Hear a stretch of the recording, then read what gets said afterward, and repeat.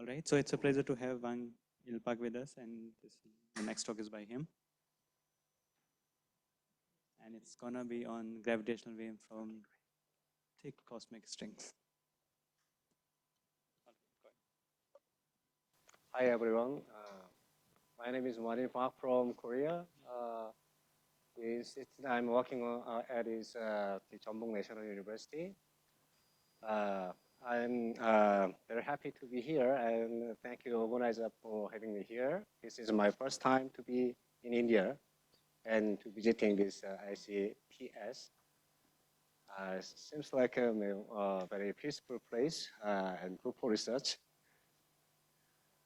Okay, so the topic I'd like to talk today is about the theoretical setup.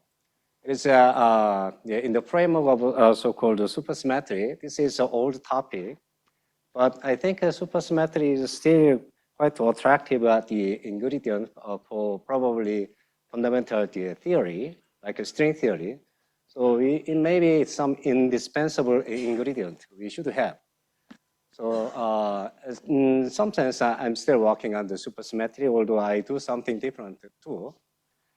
Anyway, so the motivation of, the outline of this talk would be something like this. First, I will briefly talk about the motivation of this work and suggest or propose a model scenario with some discussion about the cosmological aspect. And I will talk about the stochastic gravitational waves expected in this scenario. That part may meet the purpose of this workshop. And I will consider some implication about the NANO-Grav 15-year data in regard of the model I'm discussing. Finally, I will briefly touch about some ultra-high cosmic rays, which is another ingredient which is included in the model I'm discussing. So I think that part is quite interesting. So I'll briefly introduce about that. Let me start with this motivation. So it's a kind of a very old story. When you talk about the supersymmetry, usually, especially when we go to the very early universe, the proper theoretical framework is known to be supergravity or some string theory probably. And in that, the theoretical framework, it is very well known that there are the very flat the field direction called moduli. It's like a Planckian flat direction in the field space of a given theory. And they are quite ubiquitous, generic in UV theories inspired by string theories or supergravity. And especially, some of the moduli has a Planckian vacuum expectation value. And its mass is only from the SUSY breaking effect. So, for example, if supersymmetry is not far away from the electric symmetry breaking scale, then the typical mass scale of this moduli is somewhere around the TeV scale or a little bit more heavier. But this kind of property causes some danger. So first of all, it can have a very long lifetime because it has a Planckian vacuum expectation value. The decay rate is suppressed by the Planck scale. And mass is not that high, so eventually decay rate is just something like some number shown here. So unless you push up this mass scale of the moduli, you would have the moduli decaying around the epoch of BBM. It causes some problem.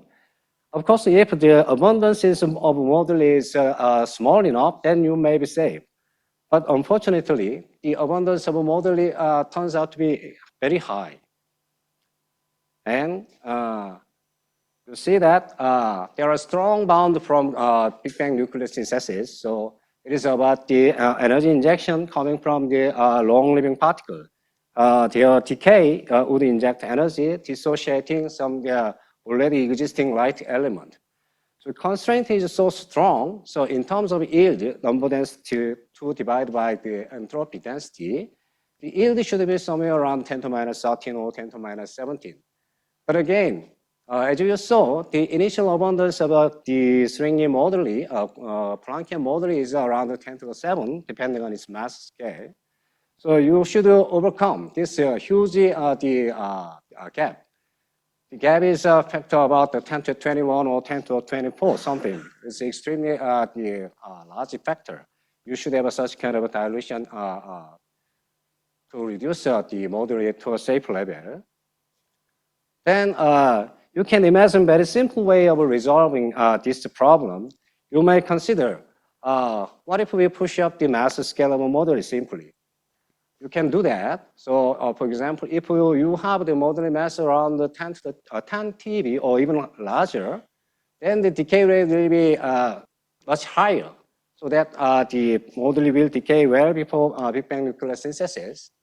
But you have to note that there are several the aspects you have to worry about. For example, if alpha is conserved, then you would have the LSS, the lightest supersymmetric particle, becoming the dark matter. And typically, its mass scale is somewhere around the TeV scale, or maybe 10 TeV scale. But the problem is that in the decay of a moduli, you will have the LSP produced too. So you end up with too much the LSP, unless the decay rate of the moduli and gravity noise is heavier in large enough so that decay happens well before the LSP is the resolved. Then, even though the moduli produces the LSP, this LSP will be thermalized again, readjusting their abundance. So you may end up some right amount of dark matter. So in that case, you might be safe. But otherwise, you should have this kind of the constraint on the mass of the stringy moduli or cosmological, Planckian moduli and gravity noise. One way out of this, the bad aspect or dangerous situation might be you consider arbitrary violation. And in that case, you have to worry about what type of a dark matter you would have. Definitely, there is one good candidate axion. So in such a case, the property of axion might be tightly constrained. Okay. This is another story to resolve this the cosmological moduli problem. This is very long, old story. These peoples proposed the so-called thermal inflation as a solution to the cosmological moduli problem. This thermal inflation, in today probably the previous the week probably people talked about the several times the supercooling things. This is one the clear and very simple natural example of supercooling. This is a short inflation well up to primordial inflation. And it is caused by a thermal effect. And it is expected when you have a flat potential, as long as this scalar field forming flat potential has a size of interaction to the thermal bath. Then the potential of this flat direction is something like this. You have some vacuum term and the mass term. Especially this mass term composed of two terms. One is a temperature dependent term and another is a negative mass square term. This is a zero temperature term. So at the low energy, you do have this symmetry breaking potential, but the potential is quite flat. And the situation is that in the very early universe, when temperature is high enough, you would have a size of coupling to the thermal bath between the phi and the thermal bath. Then you acquire this large thermal mass. So that potential is something like this, dotted red line. Then field would be held around the origin. And then as time goes on, universe expands, then radiation energy is redshifted. And then you have some a epoch in which this potential energy of the scalar field start to dominate and is the stable universe. That is the point when this thermal inflation starts. So you can explicitly calculate the beginning temperature of the thermal inflation. And as time goes on, as temperature drops more and more, eventually the temperature becomes similar to the mass scale here, assuming the lambda is order 1. Then the thermal potential is no more effective, so that the field starts to roll away, ending thermal inflation. That's how thermal inflation works. And for this thermal inflation, you have E foldings around 10. So even if it is a kind of an inflation, it does not touch the CMB large scale. It is about some small scale event.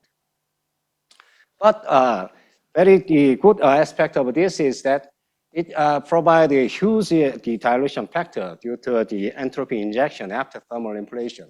It depends on the decay temperature of this the scalar field, and the decay rate is, of course, depends on the coupling. Anyway, in principle, as long as you can lower down the decay temperature here, you would have an extremely large dilution factor. So you can erase the dangerous cosmological moduli to a safe level. A simple realization about this thermal inflation is from the so-called Yuan-Petchkin model. In order to realize this thermal inflation using some scalar potential or scalar field, the field should have a flat potential, or it should be a flat direction. Means its mass scale should be much smaller than the vacuum scale of symmetry breaking. And also, you should have the interaction to the standard model particle. Otherwise, it would be difficult to recover the standard thermal background. So that part is crucial. Then a very good candidate for realizing that kind of situation is using this so-called Petchkin field for action solution. Then you have at least the anomalous interaction of the Petchkin field. And on top of that, you can have this kind of the high order operator at this level of superpotential. And this term can provide a strong enough the decay. And also the extra terms, it may be necessary to stabilize the symmetry breaking field. But it depends on your model. Even though in some cases you may not need this kind of the high order operator, just using the radiative correction, you can stabilize the field. I mean, your mass parameter can depend on field. Then although you start from the symmetry breaking field, finally at large field region, you can have the lifted up, the potential lifted up. So it's not mandatory, but sometimes you can have it, or you may ignore it. Anyway, so in the presence of these things, it is easy to calculate the symmetry breaking scale. And depending on how you stabilize the scalar field, the dark matter candidates can be either the GBC actional or LSP or neutralino, that kind of things. But in this scenario, you have some problem nowadays. Because as you know, there is no signal from about the SUSY, and we have to push it up the scale of SUSY breaking. Then the mass scale of actionoids also goes up. And another thing is that the symmetry breaking scale of this Petchkin field is tightly constrained because symmetry is broken after inflation. The breaking scale is between 10 to the 9 to 10 to the 10. The lower bound is from the usual the astrophysical bound, and the upper bound is about the dark matter abundance. So it is in the very narrow region. It's quite predictive.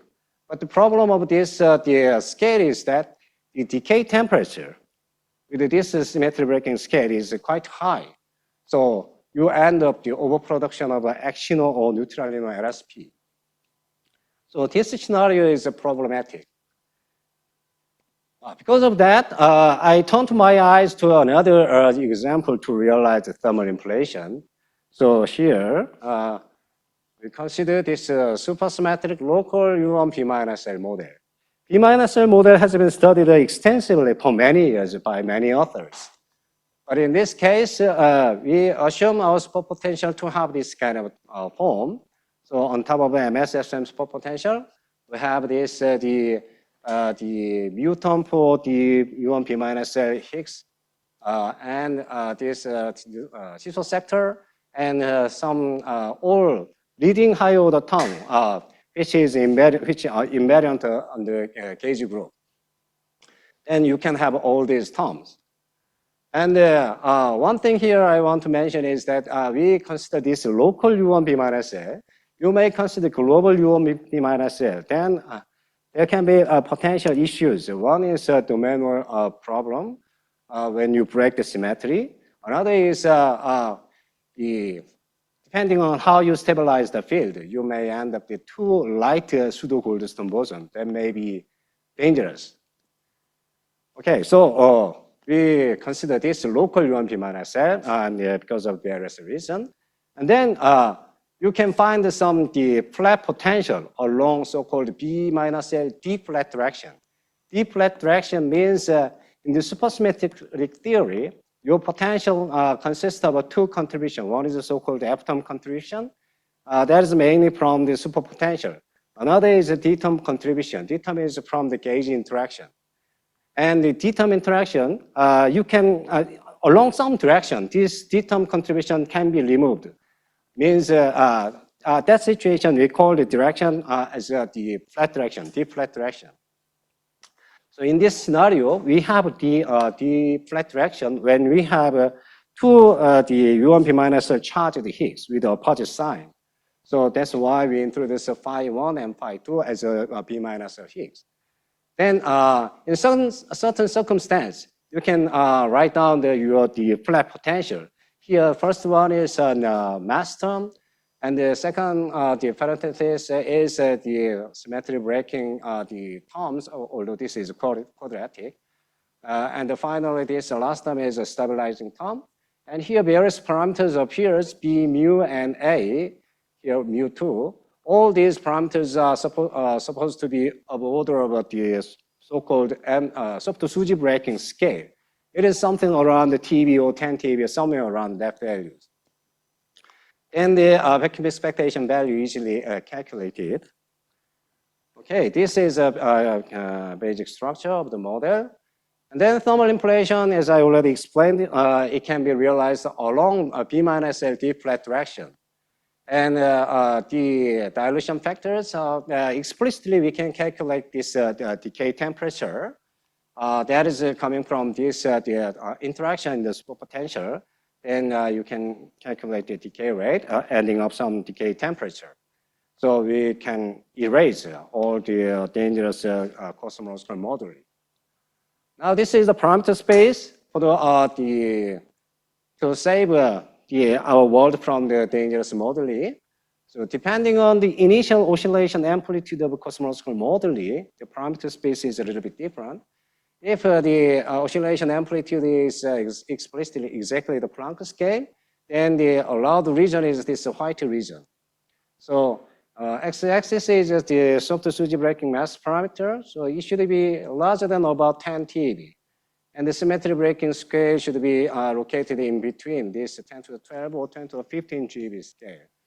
However, if the initial oscillation amplitude of a model is slightly smaller than Planck scale, then parameter space can be enlarged more. So it can be up to the Ghosh scale too.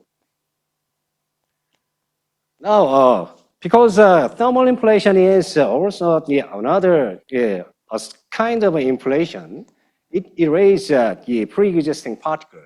So you should worry about how you generate the baryon number asymmetry in this setup. And the simple realization is this rate time apoplectic leptogenesis. The key point is that there are many flat directions in MSSM. And in a certain the flat direction, you can have some symmetry breaking negative mass squared parameter. And on top of that, you can have the field dependent extra mass contribution, especially that is the case about along LHU flat direction. Then initially when field is around, the plateau of the thermal inflation is located around the origin, then the mass of the along LSU flat direction is negative. And at the end of the day, when thermal inflation ends as the plateau field goes away, the mass along LSU flat direction become positive. And the field is originally out there, and then is lifted up. And it gets some angular kick. So you will have some the rotation of the L number carrying the complex scalar field, which is nothing but the asymmetry of a particle. There is a Planck mechanism. And you can find some parameter space by which you can obtain the right amount of baryon number asymmetry. Okay, this is dark matter things. So in this scenario, you can have neutralinos as the dark matter or KSVZ actionals, including action too. and you can find some parameter space. I put some gray things on top of here because the PPTA, the data may exclude this region because there's no gravitational wave signal. I mean, here the PPT is not about the nano-grav signal. And this is the case of the, I mean, I will talk about it a little bit later. Anyway, so the parameter space is a little bit more tightly constrained if I use this constraint coming from the PPTA data. So allow the region is only between 10 to 12 to 10 to 13 as the symmetry breaking, for the symmetry breaking scale. So this scenario has some concrete prediction for the symmetry breaking scale. Now let me turn to the gravitational waves, which is the, I mean, probably main interest for you. So in our scenario, as I mentioned, we extend this the standard model symmetry to include the U1P minus L. And this U1P minus L is broken down. And in this case, it is expected that there would appear some cosmic string network. And this cosmic string network, it can be formed in the radiation era or matter domination era. But in either case, it is characterized by the so-called string tension, which is nothing but the energy density per unit length. And it is about the symmetry breaking scale squared. And very interesting, the feature of this cosmic string network is that the energy of this cosmic string follows this so-called scaling regime, where the typical string length or string distance is to be close to the Hubble scale.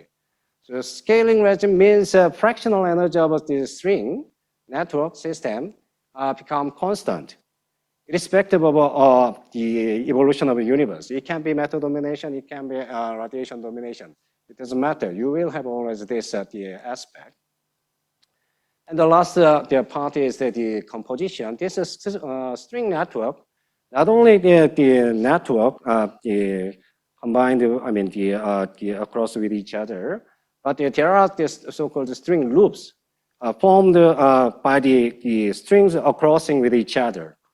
So this is one source for gravitational waves.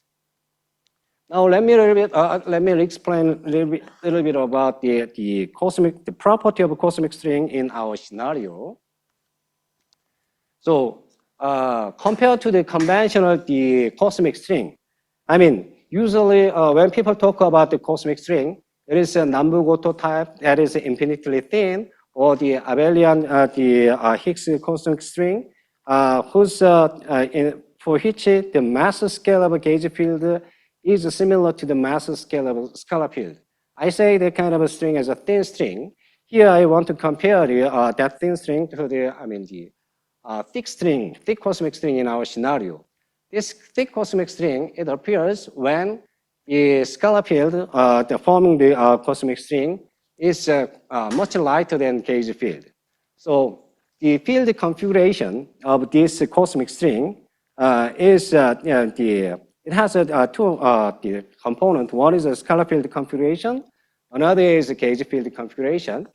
And the scalar field configuration, it has a very wide course compared to the gauge field configuration. So in the very center of the string structure, you would have a very thin gauge core, while you have a very broad, wide scalar field configuration. And the string tension of this thick cosmic string is something similar to the thin string, but it has some interesting aspect, so-called winding number dependence. And it gives some interesting feature in the spectrum of the gravitational waves coming from this cosmic string. I will talk about it later. Okay. And another, I mean, is related. The good aspect about this thick cosmic string is the so-called jipping effect, because it is formed from the very light scalar potential.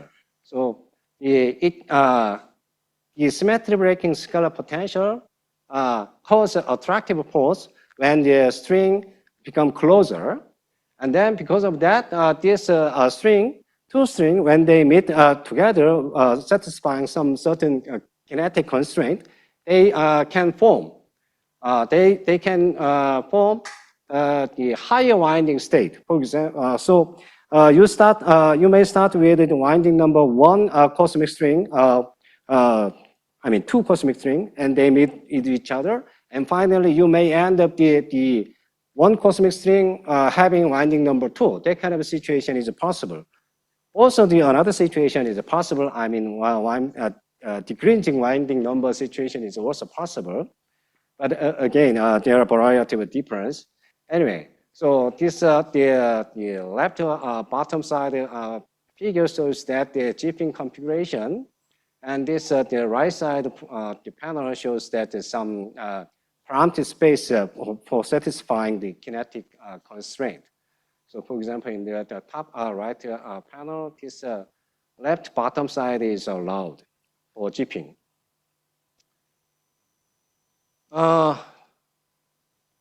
Another feature of this thick cosmic string is that because as time goes on, you will have many different cosmic strings having different winding number state.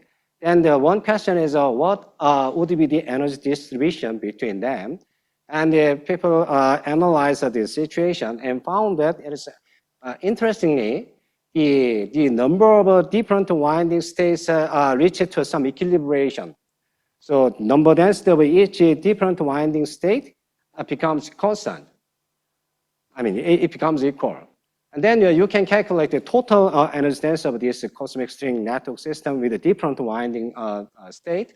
It is proportional to some logarithm of the maximal winding number state at a given epoch. And the maximum winding number state at a given epoch is found to have this form. Here, Ti is the formation time. Tc is the critical, the time when this phase transition for the formation of a cosmic string starts. And Nc is the lightest or the lowest the state of a winding number. Now, let me turn to the gravitational waves from this thick cosmic string. The left side, I put the well-known the expression for the calculating gravitational waves from the cosmic string. So gravitational waves from the cosmic loops by the vibration, kink, and cosp. So the power is given by this. They are determined basically by this string tension. And there's another aspect of this, the energy loss of the cosmic string. It is the particle emission.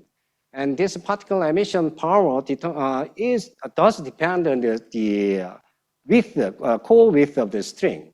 So if the core width of the string is large, then you will have a chance to emit a lot of particles depending on the length scale of a cosmic string. So there is some different regime depending on length of a string. If the size of a cosmic string loop is small enough, then dominantly the energy loss is through the particle emission. They are dominated by this emission at the kink. And another regime is when the cosmic loop is large enough, that it would form at the later epoch. In that case, the dominant energy loss mechanism is the emission of gravitational waves. So this distinction is important when you calculate the spectrum of gravitational waves expected from this thick cosmic string. So the last line is I put these things to give an idea about how large or how small this cutoff scale separating our two regimes depending on the size of the string core. So this is comparing the thick cosmic string and thin and thick cosmic string. Then you can find that there are huge differences. So that would have a strong critical impact on the gravitational wave spectrum, which is expected from this the cosmic strings. This is the expected signal. So there are several things I have to mention. One thing is that when I calculate this gravitational waves, the amplitude, I took some power averaged over the whole different winding number state. So that's how I obtained this plot. And here are the several lines. The blue line is basically what we expect with the jipping effect for thick cosmic string. And this red dotted line is when I remove, assume that there is no jipping effect. And also, there is some bending feature compared to this red line. Blue line has some spectral distortion. This distortion is twofold. One reason of this distortion is that, again, is due to the bending effect. This bending, and the jipping effect. This jipping effect depends on time because, as I mentioned before, the maximum winding number at a given epoch is different. So as time goes on, you would have a more and more higher winding number state. So jipping effect has a different impact on the spectrum. That's why you have the tilt of the blue lines compared to the red dotted line. And the far right side, you have this bending feature. This bending feature is also twofold. One is from the effect of a matter domination error after thermal inflation. Once you have a end of thermal, once the thermal inflation ends, then you would have a long period of matter domination error because the Platon field ending the thermal inflation has a long lifetime, small decay rate. So matter domination error would exist. Then this matter domination error will be suppress the signal of gravitational waves. That is one impact. And another impact is from this T star. T star is basically related to the temperature at the epoch, separating the particle particle production regime and gravitational regime. It is determined by this size of a string core, and depending on your parameter or your model, explicitly depending on the mass scale of the scalar field forming the thick cosmic string, this T star and TD can be within some range comparable to with each other. So both effect is mixed up. Depending on which one is higher or the lower, you may have some different spectral picture here. And bottom panel shows that how large the deviation is. So I normalized the signal, assuming that we detect some gravitational waves at this pulsar timing array like the observation. And I can normalize the signal starting from that. And if we observe eventually the signal at the LISA or Desigun like space-based the observation, then we can do some comparisons starting from this for example, scar normalization or PPTA normalization. And you see that there is a huge difference between the case with and without jipping effect. And bending effect is also clear. So I think within probably 10 or 15 years, we may be able to see this kind of aspect if we are lucky. And now let me move to the NANO-Grav 15-year thing. So, okay. You know that there is the discovery report from NANO-Grav analyzing the 15-year data, and especially checking the Helling-Stauss curve. They found that is the stochastic gravitational waves having some the spectral feature, especially the amplitude is has an index 2, close to 2. And it's well known that there are very strong candidates for the signal, like supermassive black holes, supermassive black hole binaries, whose the signal is expected to be around this nanohertz level. But we don't know yet. Actually, another example for explaining this NANO-Grav data, when the earlier result was released, the people considered this possibility. So when you have the stable cosmic string, depending on the symmetry breaking scale, the signal can be high enough, so you can touch this nanograph signal region. But the problem is that eventually it ended up that the spectral pattern does not match the nanograph 15-year data. So we abandoned this scenario. Then what else? So we consider this kind of a situation. We again stick to the supersymmetric U1P minus model, but we consider metastable string. That kind of a metastable string can be implemented accommodating a bigger, higher gauge group. So, for example, we can start with this large gauge group, and the symmetry breaking, the pattern may have this kind of the structure. So, initially, by breaking SU to R, you may end up some formation of a monopole. And then later, the B minus breaking cause the formation of a string. So one aspect, we have a monopole, but the monopole can be dangerous. However, this monopole formation can happen well above, much earlier, so that it may be inflated away. Then we just have the cosmic strings. And at the low energy viewpoint, this whole structure can end up this kind of a low energy effective field theory of the superpotential. You maybe recognize this is very similar to the scenario I showed before, except this term. So we use the phi n square, but here phi 1 square times n square. It depends on the charge of this phi field and how we implement the scenario to the large gauge group. Anyway, so in this scenario, we have the cosmic string only, but again, the theory itself has a monopole, although it has been inflated away.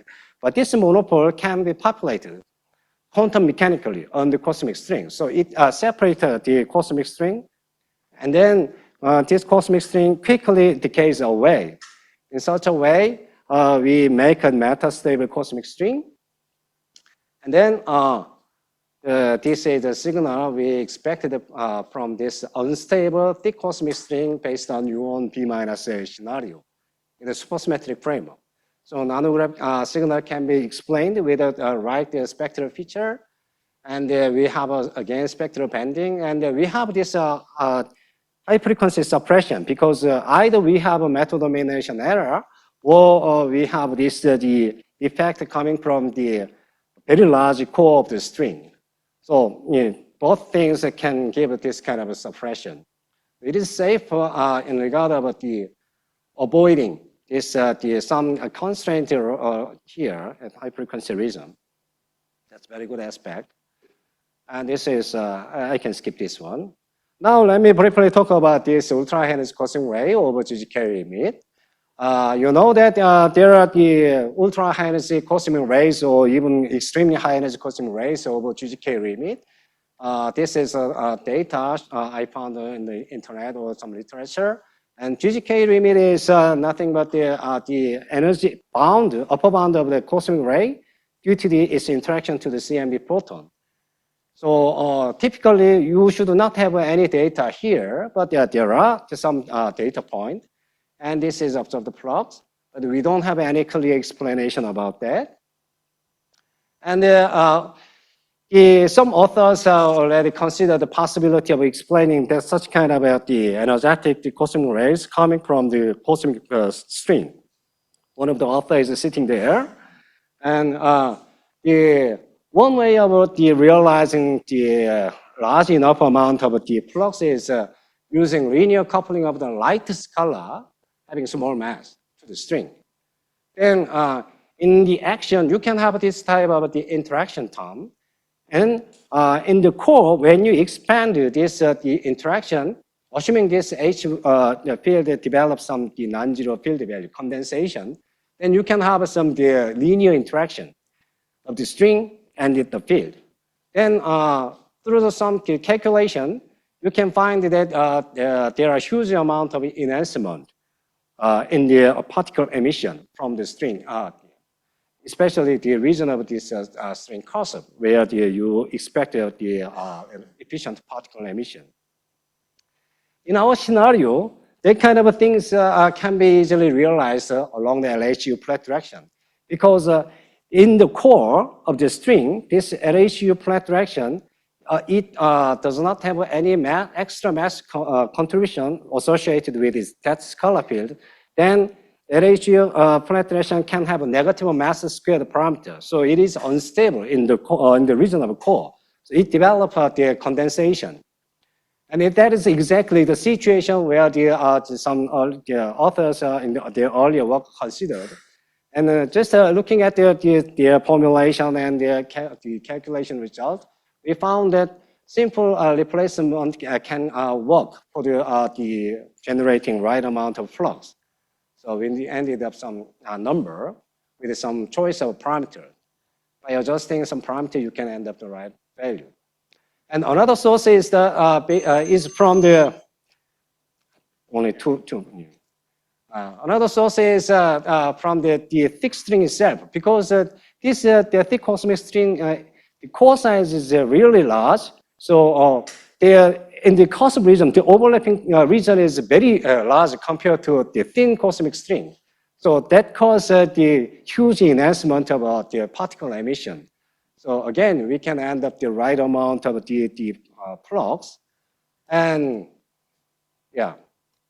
And there is finally, this is extra features we can have in this scenario about the thick cosmic string in the supersymmetry.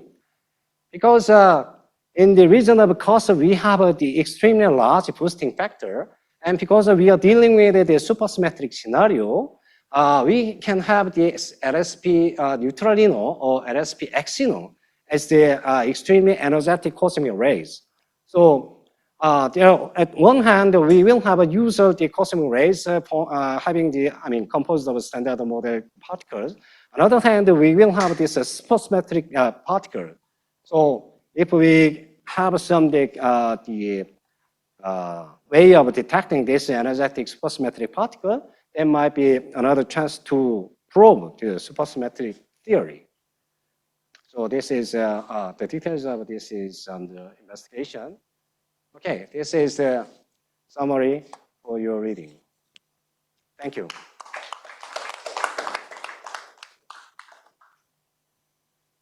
Thank you for your interesting talk. Okay, let's start with Thomas. For the metastable string, I guess the lifetime would be second scale because you have to turn close to the... Sorry. I mean, the lifetime of the metastable string, I guess, would be seconds, no? Or a little bit above? Because you want to turn the spectrum close to the nanohertz range. This one? Yeah. So I was wondering, is there any constraint from BBN? Because I guess the string has to decay into something from N effective? No, I think the calculation, we consider this the lifetime and also the BBN concept because it decays before BBN. I mean, nanohertz level of frequencies actually corresponds to this epoch around the QCD transition, right? Yeah, but it's relatively close, no? It's not too far apart. Sorry? It's not too far apart, no? Yeah. But we don't touch the BBN constraint. Okay, I mean, so we are safe. Okay, thanks. So here, for example, in this plot, we showed this BBN bound on top of this signal. But I mean, the string decay into something, right? So I guess you know what the something is in your model. Yeah, but their lifetime itself is short enough. Okay. Because I mean, it is related to decay temperature, right? Oh.